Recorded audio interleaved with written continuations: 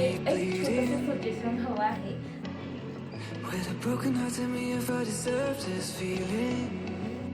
हाय, नमस्कार. मी स्नेहा कोगदे फॅमिलीमध्ये पुन्हा एकदा तुम्हा सर्वांचं खूप सारं स्वागत करते. कसे आहात तुम्ही सर्वजण? आशा करते तुम्ही सर्वजण मस्त मजेत आणि भरपूर आनंदात असाल. आजही बघा मी सकाळी 5 वाजता जे आहे पारायण करायला बसलेली आहे. दुपारी काय होतं, व्हिडिओची कामं, मुलांची कामं किंवा घरकामानं या गोष्टीत वेळ मिळत नाही आणि वेळ काढला ना तरी असं शांत असं वातावरण मिळत नाही. आणि सकाळी सकाळी कसं घर शांत असतं, मन शांत असतं, त्यामुळे मन एकाग्रही होतं आणि अगदी मनोभावे जे आहे छान ग्रंथ वाचला जातो, पारायण केलं जातं आणि एक समाधानही मिळतं. खूप प्रसन्न होतं. सकाळी सकाळी पूजा केली ना खरंच घर खूप प्रसन्न वाटतं. आणि चला 6:15 वाजता मी कामांना सुरुवात केली. स्वयंपाक, ब्रेकफास्ट वगैरे सर्व व्यवस्थित आवरला. मुलांचं व्यवस्थित आवरलं. फायनली मुलं आज 10 दिवसानंतर शाळेत चाललीत आणि चला आता मुलांना बाय केलं. आणि ही रांगोळी दाखवायची बघा, अशी हळदीचं लेपन करून काढल्यामुळे अजूनही जशीच्या तशी आहे. गेली बाई मुलं एकदाचे स्कूलमध्ये. 10 दिवसानंतर अशी निवांत वाटतंय ना की काय सांगू. मला माहीत आहे तुम्हीही या गोष्टीसोबत नक्की रिलेट कराल.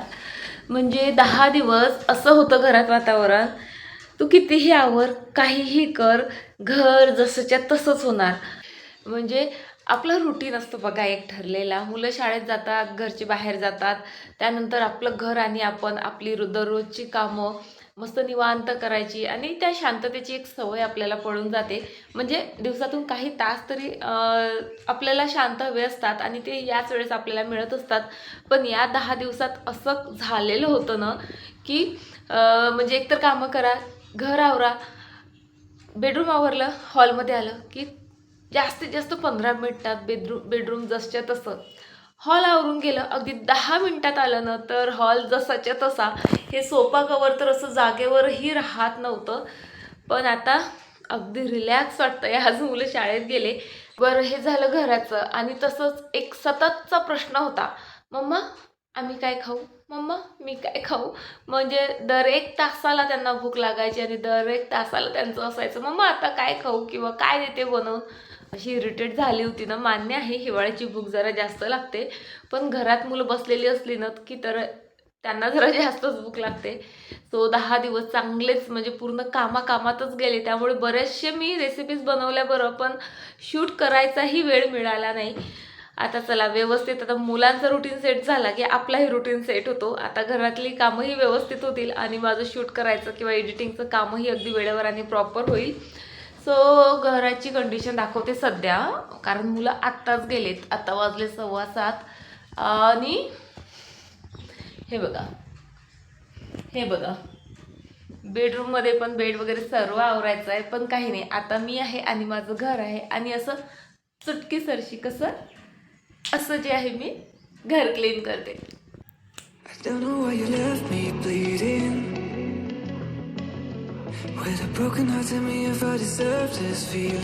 हॉल तरी झाला क्लीन आणि आता नंबर बेडरूमचा. बेडरूम ही अशी चुटकीसरशी क्लीन करते बघा. असं न असा राग येतो मला, धरले की कपडे दरवाज्यावर टाकणारे ना म्हणजे फार इरिटेट करतात मला. बेडरूमची ही अशी कंडिशन आहे आणि ही पण आता अशी मस्त चुटकीसरशी मी क्लीन करते. बरं चला, बेडरूम आणि किचन किचन नाही काय, हॉल जो आहे माझा मस्त क्लीन करून झालाय. आणि आता माझ्या पोळ्या बनवायच्या बाकी आहेत आणखी, आणि ब्रेकफास्टही बाकी आहे. त्याआधी एक्सरसाइज करते 15 मिनिट आणि त्यानंतर जे आहे पोळ्या करते. आणि भरपूर कामं आवरायची आहेत. शिवाय पारायण माझं बाकी आहे, तेही कंप्लीट करायचं आहे. आणि आणखी बऱ्याचशा गोष्टी शेअर करायच्या आहेत. सो व्हिडिओ शेवटपर्यंत नक्की बघा. Stay tune. मी ना भाजी एकत्र करून घेते. म्हणजे आरू पिहूची जेव्हा बनवते ना तेव्हा आमच्यासाठी बनवून घेत असते, पण पोळ्या तेवढ्या मागे ठेवते. सो आता मी पोळ्या बनवल्या. त्यानंतर बघा भांडे किती सारे निघाली, ती घसली आणि गॅसचा ओटाही असा मस्त क्लीन करून घेतला आणि त्यानंतर डस्टिंगला सुरुवात केली.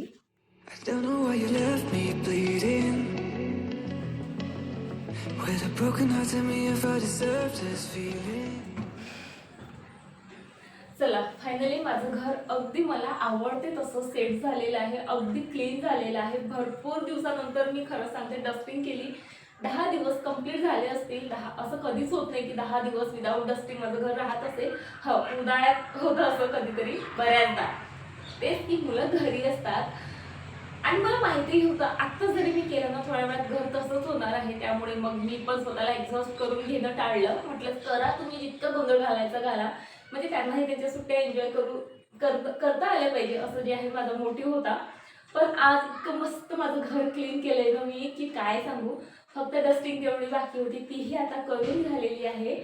आणि माहिती आहे का की डस्टिंग करताना अशा कितीतरी गोष्टी सापडल्या माहिती आहे का. जसं माझा कंगवा, माझा गॉगल, त्यानंतर पिहूचं प्रॅक्टिकल बुक जे त्याला कम्प्लीट करायचं नव्हतं, त्यामुळे ते त्याने लपून ठेवलं होतं. आणि मी कितीतरी शोधलं, त्याला कितीदा विचारलं तर म्हणत होता नाही मम्मा मला माहीतच नाही, स्कूलमध्येच असेल. किती कारणं दिली त्याने मला. फायनली तेही सापडलं. आणि मुलं अशीच असतात का की माझीच अशी आहेत मला कळत नाही. कारण मी किती जणांची व्हिडिओ बघते किंवा आपण टी व्हीवर बघतो, हाँ आप ये कर लोगे ना, तर मुलं म्हणतात हा मम्मा कर लूंगी. बाळा असं वागायचं नाही. तर मुलं लगेच ऐकतात. फक्त आईने डोळे वटारले की मुलं शांत बसतात. माहित नाही ती मुलं कशी असतात. किंवा मी किती बायकांचे तोडून ऐकतो आमची मुलं अशी, आमची मुलं तशी, याचा क्लास लावला त्याचा क्लास करतात, इतका अभ्यास करतात, फर्स्ट येतात, यातही फर्स्ट त्यातही फर्स्ट.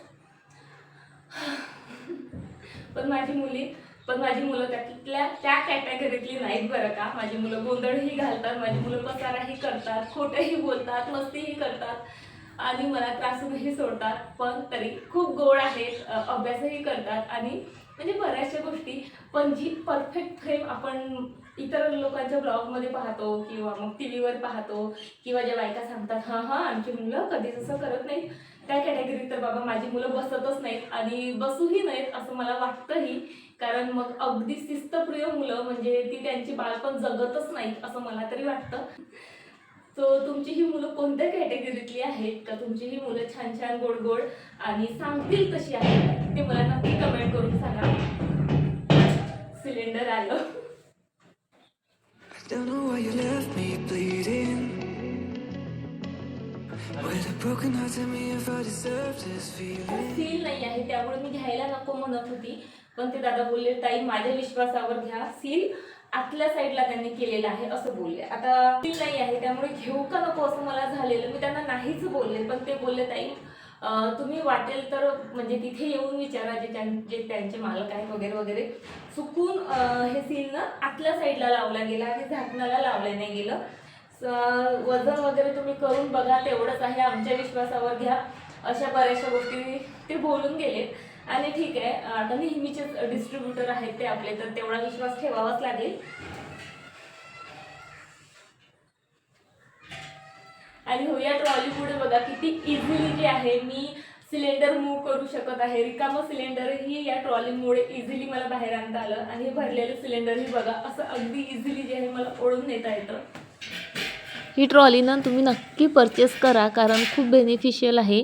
म्हणजे ओढायला खूप इझी जातं आणि याची लिंक माझ्याकडे आहे. सो मी तुम्हाला ना डिस्क्रिप्शन बॉक्समध्ये ॲड करते, तुम्ही नक्की चेकआउट करा.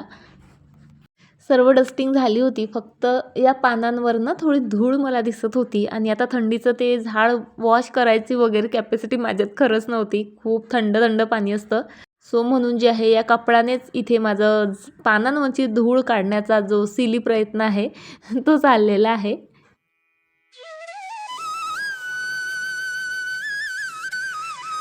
सो गजानन महाराजांचं जे पारायण आहे ते माझं करून झालेलं आहे. सो पारायणासाठी ना हे पुस्तक आहे माझ्याकडे, संत कवी श्री दासगणू महाराजांनी लिहिलेलं आहे.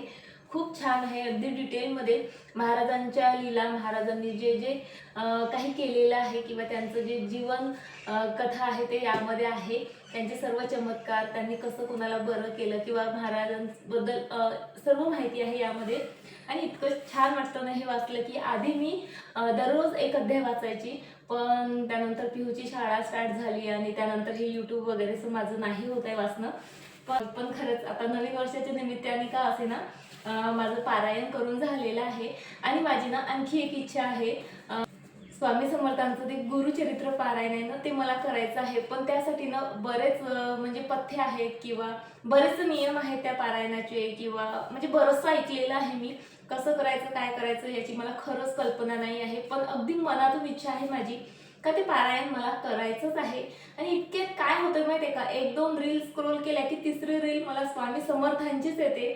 माहित नाही, असं वाटतं की स्वामींना मला काही सांगायचं आहे का, किंवा मला माहित नाही काय वेगळंच फील होतंय. पण होतंय माझ्यासोबत असं. प्रत्येक 2 रील नंतर, प्रत्येक 2 शॉर्ट नंतर माझ्या फीडवर जे आहे स्वामी महाराजांचं काही ना काही येऊन जातं. काही मेसेज, किंवा स्वामी असे म्हणतात, किंवा स्वामींचा फोटो असतो. त्यामुळे अशी मनातून इच्छा आहे की मी सुद्धा गुरुचरित्र पारायण करावं. माझी बहीण आहे, मामी बहीण, ती मला कितीदा सांगून गेली की कर ग, कर कर. पण त्याचे भरपूर नियम आहेत वगैरे वगैरे. सो त्यामुळे ते शक्य नाही होत आहे. पण म्हणतात ना, अशक्य ही शक्य करतील स्वामी. सो माझेही जे काही अडथळे येत आहेत यामुळे मी गुरुचरित्र पारायण नाही करू शकत आहे. होप सो स्वामी महाराज ते बाजूला करतील आणि माझ्या हाताने गुरुचरित्र पारायण होईल. तुम्हाला त्याबद्दल काही माहिती असेल तर प्लीज प्लीज प्लीज मला म्हणजे कमेंट करून सांगा की कोणते नियम आहेत, कसं करायचं, काय करायचं. सो मी लगेचच जे आहे गुरुचरित्र पारायण करायला सुरुवात करेल.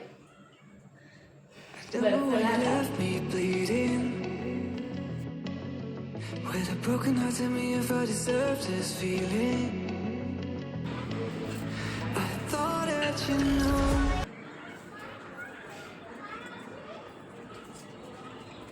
बघा, एकच नियम सर्व प्लांटच्या बाबतीत लागू होत नाही. आता हिवाळा आहे, प्लांट्सला कमी पाणी लागते.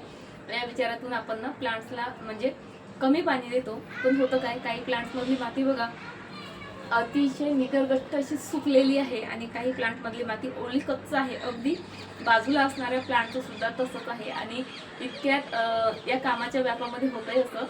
बघा, खालचे जेवढे काही प्लांटर्स आहेत ना, त्यातली माती अगदी ओली आहे. आणि एवढ्यातनं माझ्या लक्षातच नाही की वरच्या प्लांटमधली माती अशी चेक करून पाहावी म्हणून. सो ही अतिशय सुकून अशी कडक झालेली आहे. सो त्यामुळे बघा, म्हणजे आता माती सुकल्यामुळे पानंही सुकलेत. आणि तिकडे आणि ड्राय बॅल्कनी मधलेही काही प्लांट्सचे पानं गळालेत अक्षरशः, तेही दाखवते तुम्हाला. गार्डनमध्ये तरी काय होतं, मला म्हणजे आठवण असते, कारण मी खूपदा त्या गार्डनमध्ये जाते, मला दिसतात पानं सुकलेली वगैरे, सो लगेच मी पाणी टाकते. पण इथे ड्राय बॅल्कनीमध्ये बऱ्याचदा इग्नोर केलं जातं. फक्त तुळशीला जे आहे ते रेग्युलर दररोजचं पाणी टाकलं जातं, कारण पूजा झाल्यावर ऑब्व्हियसली आपण तुळशीजवळ येतो दर्शन घ्यायला, सो तेव्हा पाणी टाकलं जातं.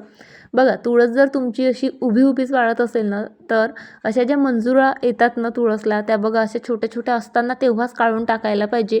त्याने काय होतं, तुळशीची वाढ व्यवस्थित होते आणि ती छान दाटही होते. नाहीतर ती लांबच लांब वाढेल आणि तिची वाढ व्यवस्थित होणार नाही.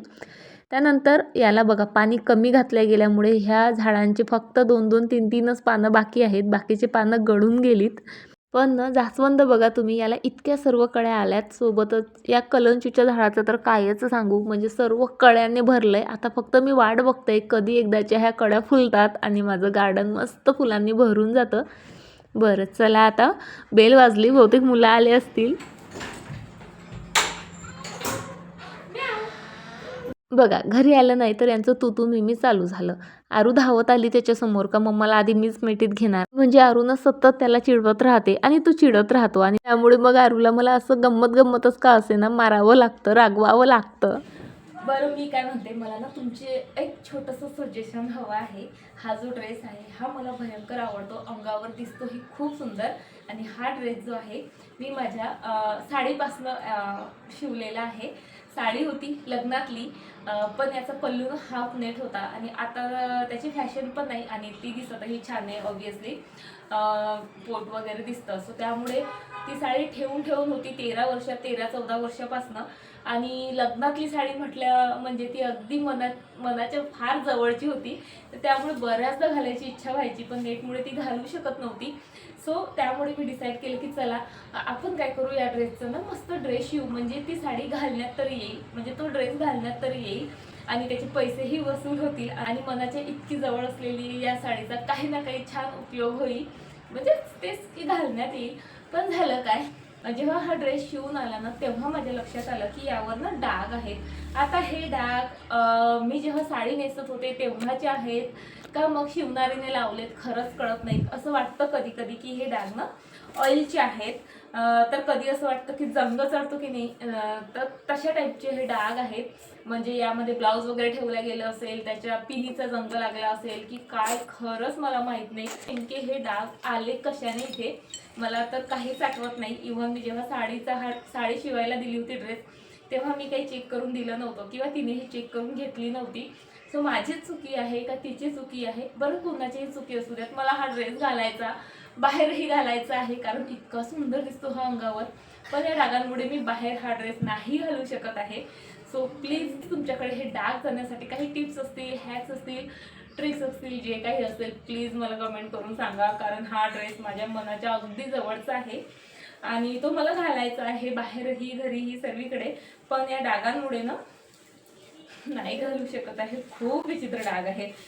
म्हणून प्लीज प्लीज प्लीज मला नक्की कमेंट करा या डागांसाठी मी नेमकं काय करू शकते. तर कारण मला हे डाग घालवायचेच आहेत आणि हा ड्रेस मला सर्वीकडे मस्त मिरवायचाही आहे.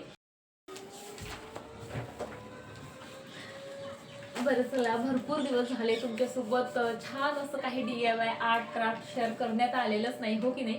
म्हणजे करणं चाललेलंच आहे पण बघा दिवाळी आली, सो दिवाळीसाठीचे मग दरवाजाचे तोरण म्हणा किंवा पूजा थाली, दिया डेकोर वगैरे असंच काहीच तुमच्यासोबत शेअर केलं. त्यानंतर अचानक मला ज्वेलरी मेकिंगची आवड जी आहे तयार झाली माझ्या. सो बऱ्यापैकी ज्वेलरी बनवून झाल्यात. पण एक गोष्ट मी मिस करत होते आणि तुम्हीही मिस करत असाल. मी खूप छान छान होम डेकोर किंवा मग प्लांटर्स वगैरे तुमच्यासोबत शेअर करत असते, पण ते मी किती दिवस झाले शेअर केलेलं नाही. माझ्याकडे कोणतेच कलर नव्हते, फक्त ब्ल्यू कलर होता आणि ब्रश. तर ऑइल पेंट यूज केल्यानंतर ऑब्विसली ब्रश वॉश करायला जे लिक्विड लागतं, जे थिनर असतं ना, तेही माझ्याकडे नव्हतं. सो त्यामुळे मी काही बनवू शकत नव्हते आणि यांना सांगायची मलाही आठवण नाही राहायची आणि एक दोनदा सांगितलं तर यांनी हे टाळून दिलं. त्यामुळे 3-4 महिने झालेत माझ्याकडे ऑइल पेंट नव्हते. म्हणून फायनली बघा 5 कलर त्यांनी मला आणून दिलेत. बघा सुरुवात करते आणि सुरुवात करणं खरंच खूप गरजेचं असतं. फक्त बोलतच राहिलं ना हा मला हे करायचं ते करायचं ते करायचं, ती गोष्ट कधीच होत नाही. सुरुवात केली ना की ती गोष्ट आपल्या डोळ्यासमोर दिसत राहते आणि मग आपलं ही इच्छा होते चला ती पूर्णही करूया. सो काही दिवसापूर्वी तुमच्यासोबत शेअर केलेलं हे मॅग्नेट्स मी बोलवलेले आहेत मिशोवरून.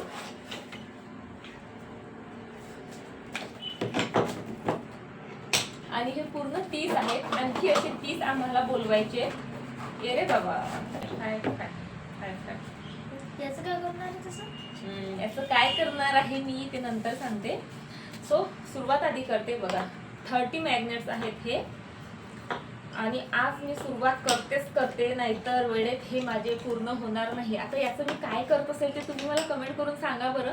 मी तर सांगतेच उद्याच्या व्हिडिओमध्ये, पण तुम्ही मला आजच्याच व्हिडिओच्या खाली कमेंट करून सांगा की मी इतके सर्व मॅग्नेट कशासाठी बोलवले असतील. निघणार आहे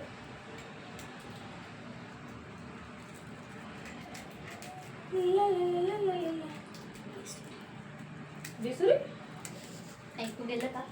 येस, आरू मला बेसुरी म्हणते. आता सर्वांना सर्व काही नसते येत आरोग्य, म्हणजेच कशाला? मला आवडतं. मला तर माझा आवाज कोकिडेसारखा वाटतो, गोड, आणि अशी मी लता मंगेशकर सारखी गाते असं वाटतं मला. ते तुला बेसुरू वाटत असेल, but I love me and I love my voice also. हो ना, मला बेसुरी म्हणते शहाणी. बरं चला, आता इथे आमची बडबडही थांबवते आणि हे कामही पूर्ण करून घेते आणि आजचा जो व्हिडिओ आहे तोही इथे संपवते. पुन्हा भेटते तुम्हाला अशाच एका छान व्हिडिओसोबत. तोपर्यंत फ्रेंड्स स्वतःची काळजी घ्या. बाय, टाटा.